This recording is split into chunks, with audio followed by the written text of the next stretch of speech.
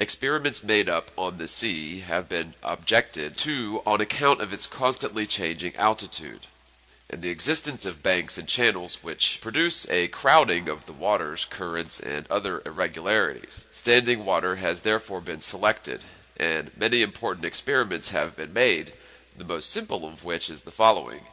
In the county of Cambridge, there is an artificial river or canal called the Old Bedford. It is upwards of 20 miles long and passes straight, in a straight line, through that part of the fens called the Bedford Level. The water is nearly stationary, often entirely so, and throughout its entire length has no interruption from locks or water gates, so that it is in every respect well adapted for ascertaining whether any and what amount of convexivity really exists. A boat with a flag standing 3 feet above the water was directed to sail from a place called Welney Bridge to another place called Welch's Dam. These 2 points are 6 statute miles apart. The observer, with a good telescope, was seated in the water as a bather, it being the summer season, with the eye not exceeding 8 inches above the surface. The flag and the boat down to the water's edge were clearly visible throughout the whole distance. From this observation it was concluded that the water did not decline to any degree from the line of sight, whereas the water would be 6 feet higher in the center of the arc of 6 miles extent than at the 2 places, Welney Bridge and Welch's Dam. But as the eye of the observer was only 8 inches above the water, the highest point on the surface would be at 1 mile from the place of observation, below which point the surface of the water at the end of the remaining 5 miles would be 16 feet 8 inches, or 5 squared times 8 equals 200 inches. This will be rendered clear by the following diagram.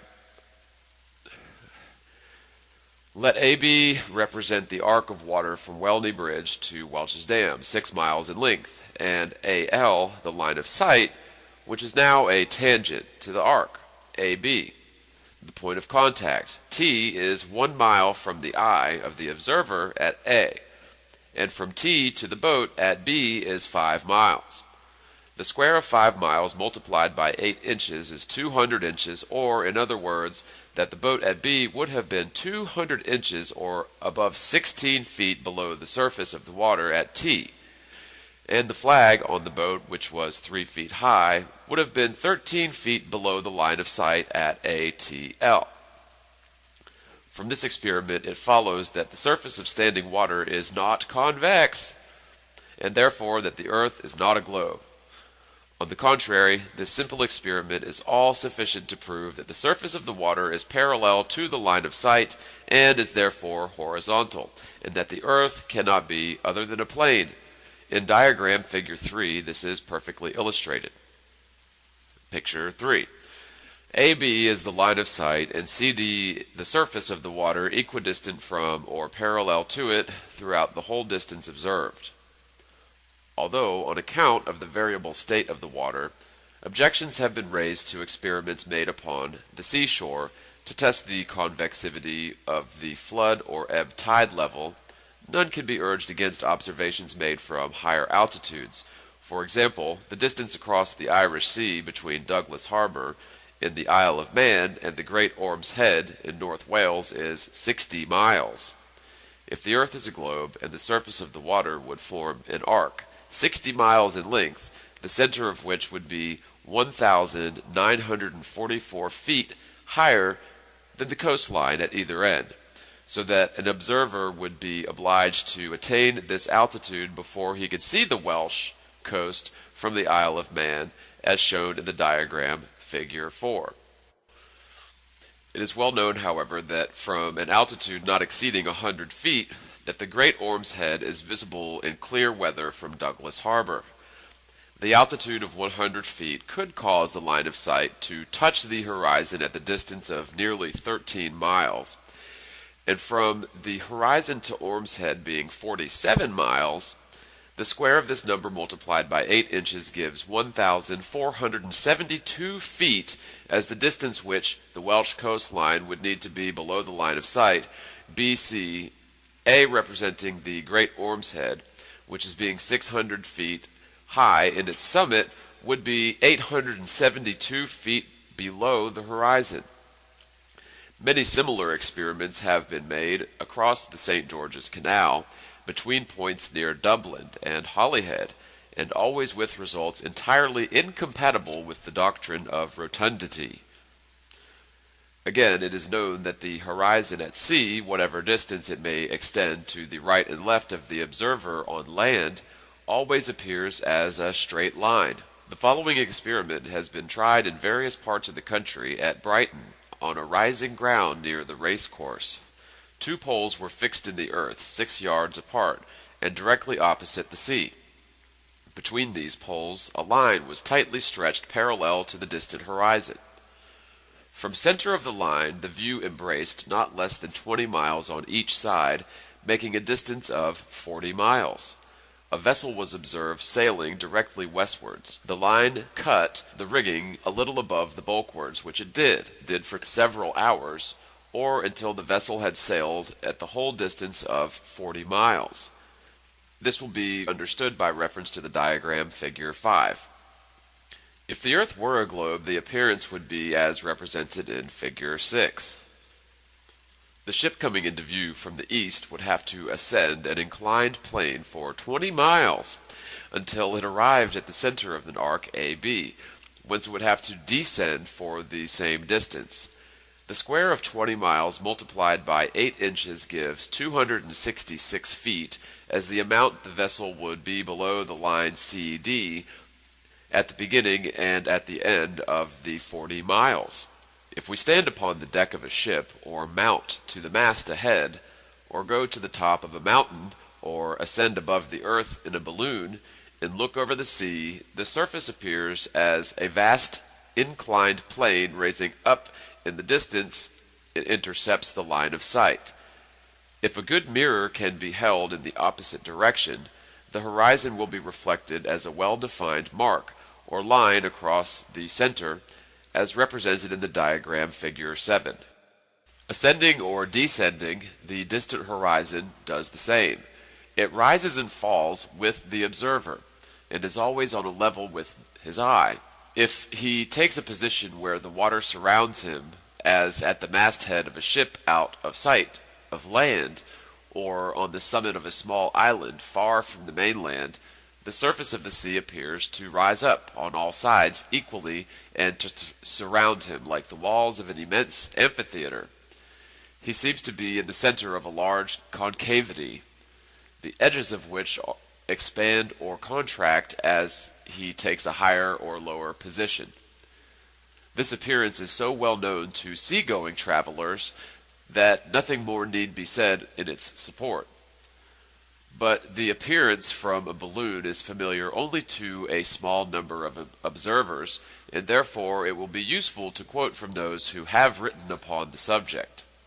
The apparent, quote, Wise's Aeronautics.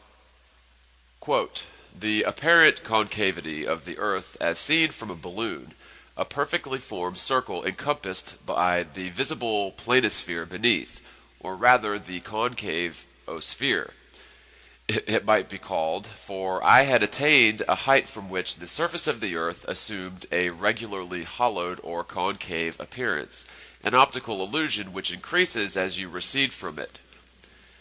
At the greatest elevation I ever attained, which was about 1.5 miles, the appearance of the world around me assumed a shape or form like that which is made by placing 2 watch glasses together by their edges, the balloon apparently in the central cavity all the time of its flight at the elevation.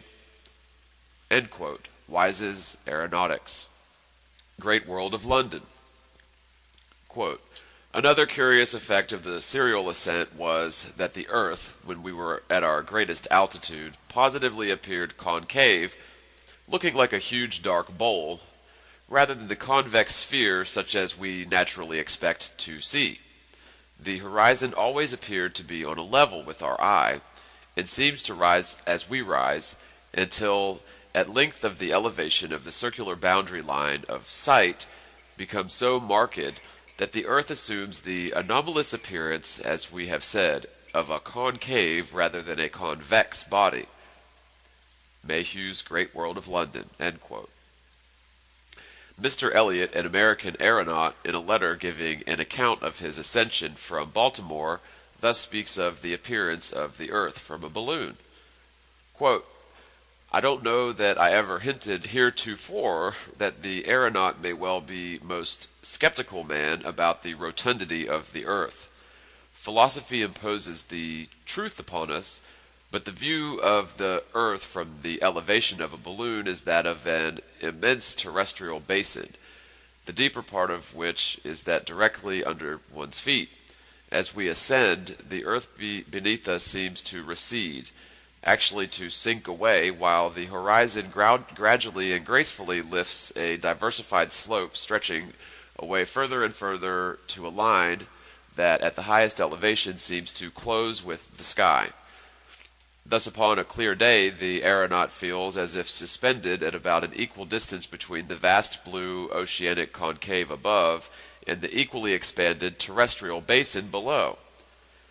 The chief peculiarity of the view from a balloon at a considerable elevation was the altitude of the horizon, which remained practically on level with the eye at elevations of 2 miles, causing the surface of the earth to appear concave instead of convex, and to recede during the rapid ascent, whilst the horizon and the balloon seemed to be stationary. End quote. London Journal, July 18, 1857. During the important balloon ascents recently made for scientific purposes by Mr. Croxwell and Mr. Glaisher of the Royal Greenwich Observatory, the same phenomenon was observed. The horizon always appeared on level with the car.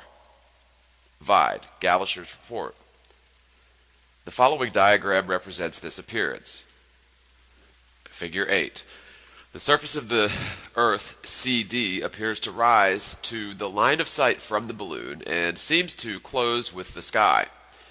At the points HH, in the same manner that the ceiling and the floor of a long room or the top and bottom of a tunnel appear to approach each other, and from the same cause visually that they are parallel to the line of sight and therefore horizontal. If the Earth's surface were convex, the observer looking from a balloon, instead of seeing it gradually ascend to the level of the eye, would have to look downwards to the horizon, HH represented in figure 10, and the amount of dip in the line of sight, CH, would be the greatest at the highest elevation.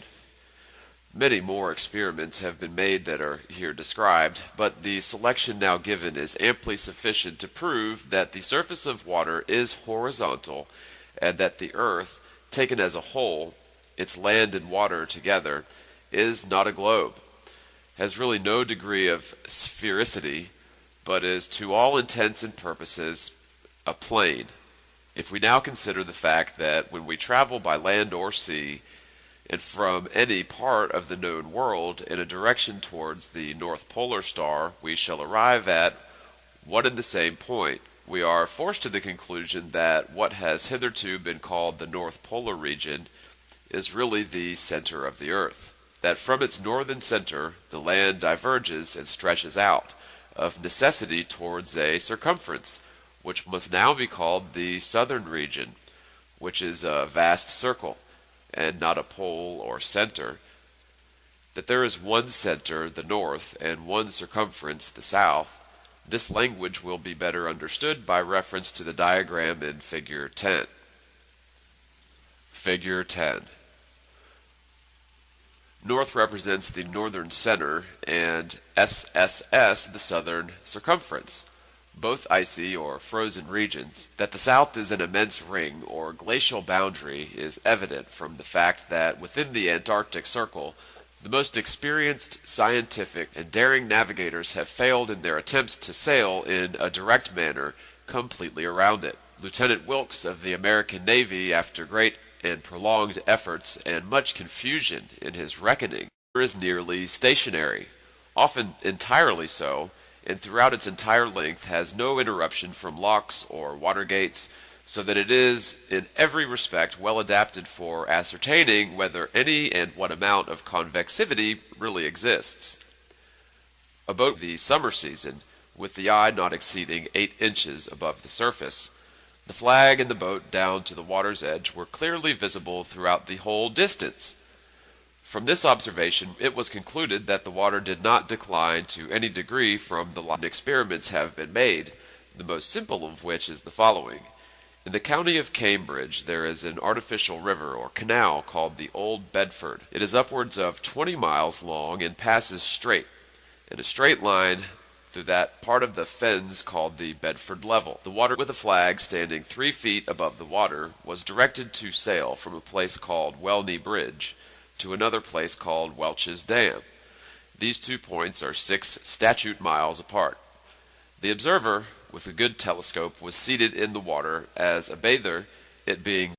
Experiments made up on the sea have been objected to on account of its constantly changing altitude, and the existence of banks and channels which produce a crowding of the water's currents and other irregularities. Standing water has therefore been selected, and many important